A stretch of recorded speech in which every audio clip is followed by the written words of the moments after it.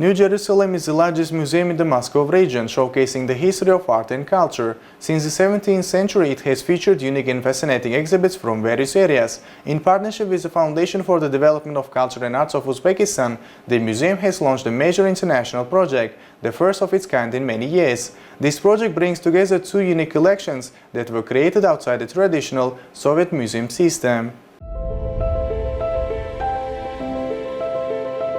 Light Between Worlds is the name of a large-scale exhibition that officially opened on May 30th. It is the first international project in many years to bring together two unique collections. The exhibition features more than 1,060 paintings and graphic works by 40 artists from the collections of this museum and the Savitsky Museum of Arts of the Republic of Pakistan. Artists represented include Alexander Volkov, Solomon Nikritin, Alexander Shevchenko and others.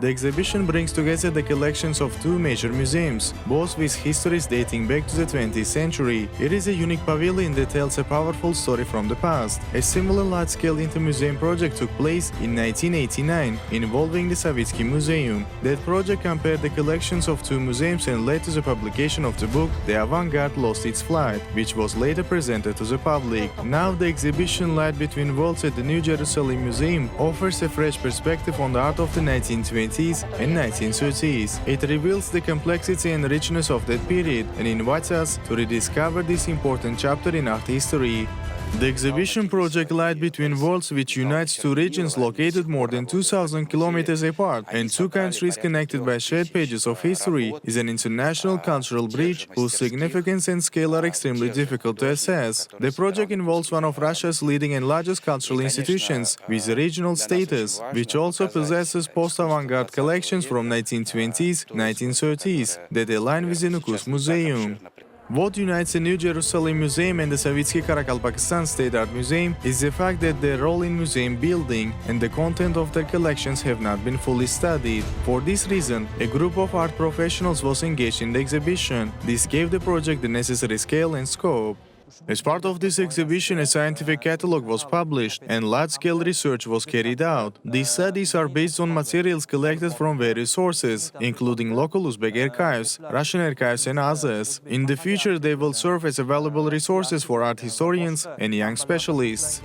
A special focus of the exhibition is the history of museum building. Both collections were formed under conditions where many artworks remained outside the boundaries of official cultural platforms. It was precisely thanks to Igor Savitsky that such a wide-ranging and unique collection was successfully assembled. The formation of the 20th century art collection at the New Jerusalem Museum began in the mid-1980s, when the museum was still located within a monastery and was known as the Moscow Region Local History Department. The replenishment of the collection with works by 20th century artists began a new chapter in New Jerusalem's history thanks to the support of its director and continues to this day.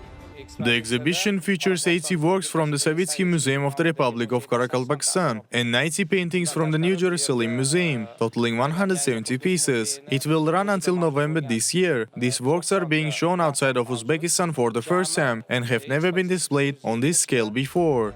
The exhibition is divided into several sections that explore the work of artists from 1920s and 1930s. The section Masters of the New East features works that help shape the image of the East and national modernism. Figures of Time presents portraits and explores new types of society from that era. Metaphysics of the 1920s-1930s focuses on the artist's philosophical reflections. It captures the movement of humans through time and space, the conflict between industry and nature, the tension between earthly and spatial forces, and even the invisible vibrations of radio waves expressed on canvas. Overall, each section reflects the spirit of the time, blending new experiences with the past.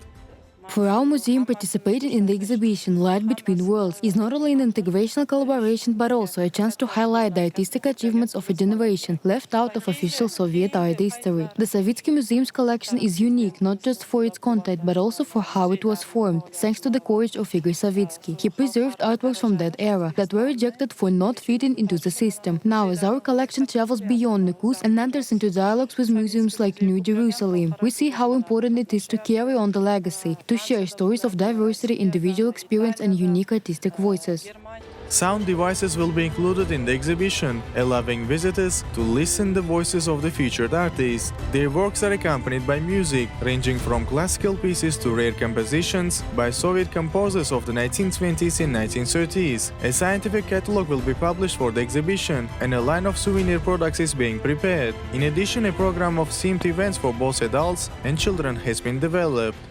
New metaphysical ideas and the relationship between the individual and society. Each collection gives the viewer a clear and complete understanding of these themes. Over the past 2 years, the Uzbekistan Foundation for the Development of Culture and Art has hosted the 4th World Creative Economy Forum and successfully organized the first Aral Sea Culture Summit in Nukus, Pakistan. The foundation is currently leading Uzbekistan's participation in Expo 2025 Osaka, Kansai, and Japan. In Bukhara, the foundation is organizing the first ever Bukhara by Nil. Overall, the foundation continues to pursue its mission with energy and dedication. Today's exhibition is one more example of its ongoing work.